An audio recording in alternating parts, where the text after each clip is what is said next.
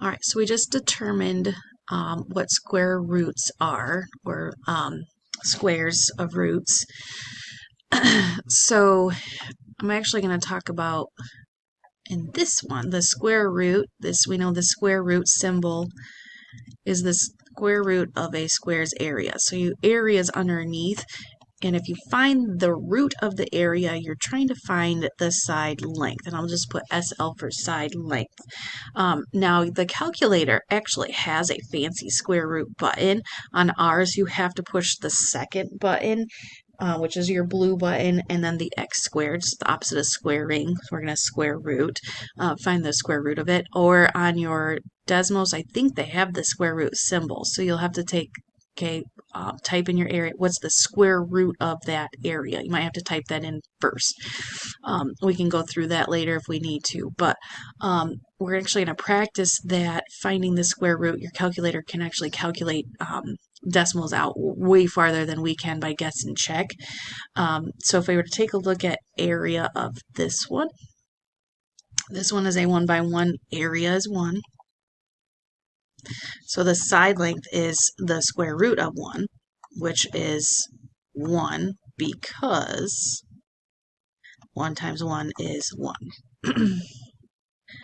Alright, this one was a 2 by 2, so the area is 4. So if I ask you what the side length is, well, the side length is the square root of 4, which is 2, because 2 times 2 is 4.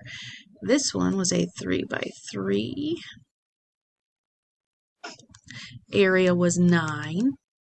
So the side length is the square root of 9, area of 9, which gives me 3, because 3 times 3 gives me 9.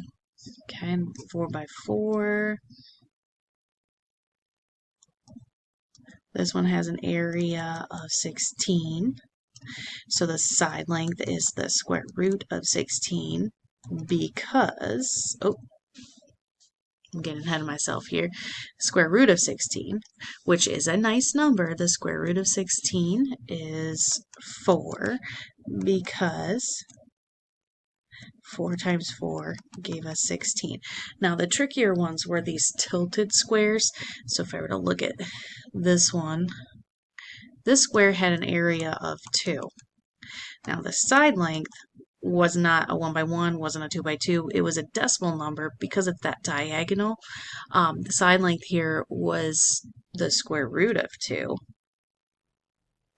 because, well, and then this is approximately, I think we said 1.4. If you put in the square root of 2, it was approximately 1.41, blah, blah, blah. It's a decimal that goes on forever. We can't write it all out. So, and I'll put because 1.4 times 1.4 approximately equaled 2. Okay, now the thing is, what is the exact side length? We know it's approximately 1.4, but what's the exact? Well, to tell you the truth, I'm not going to write out that long decimal, but a huge clue is in this whole saying. The side length here is the square root of 1, which is 1. The side length here is the square root of 4, which is 2. The side length here is the square root of 9, which is 3. Side length here is the square root of 16, which is 4. Well, the side length is the square root of 2. This is a number, okay? If I were to highlight this number, it's literally telling you that the side length is the square root of 2. So in theory, if I were to take the square root of 2, multiply it by itself times the square root of 2, I should get 2. And you do when you actually put that into your calculator. The square root of 2 times the square root of 2 is indeed 2. Which also works for these ones up here as well. Okay, the side length is the square root of 1. Well, the square root of 1 times the square root of 1 is 1. Put that into your calculator and see. Okay, it's literally telling you what it is. Okay, your side length is the square root of 1.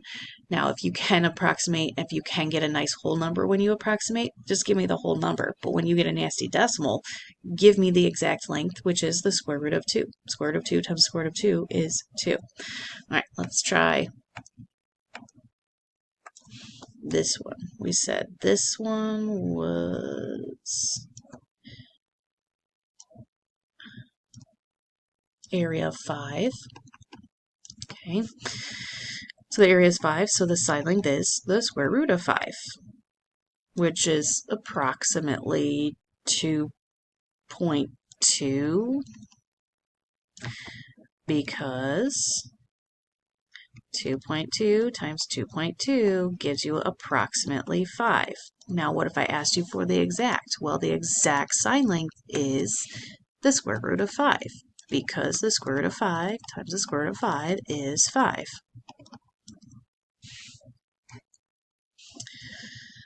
Okay, let's try this one.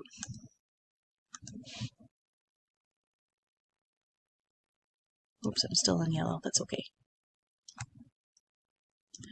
This one had an area of 10. So the side length is the square root of 10, which we can approximate. The square root of 10 was approximately 3.1 something, something, something, something. It's not an exact number, so we put the approximate because 3.1 times 3.1 was approximately 10. I didn't put exactly 10, it was approximately 10. Now, if I wanted the exact would be the square root of 10 times the square root of 10, which is 10. Okay, so the exact side length would be the square root of 10. Square root of 10 times the square root of 10 is 10. Okay, one more. This one we had an area of 8.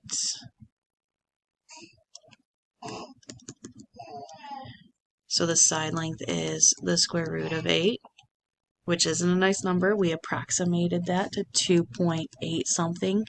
So we said the side length is approximately 2.8 because 2.8 times 2.8 is approximately 8.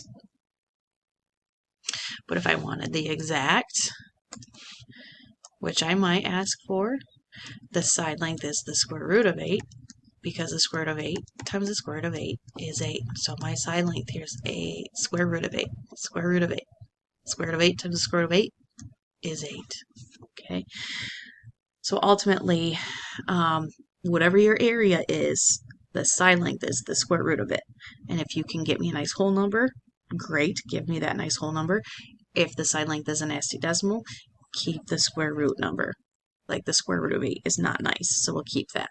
Square root of 8 times the square root of 8 is 8. Okay.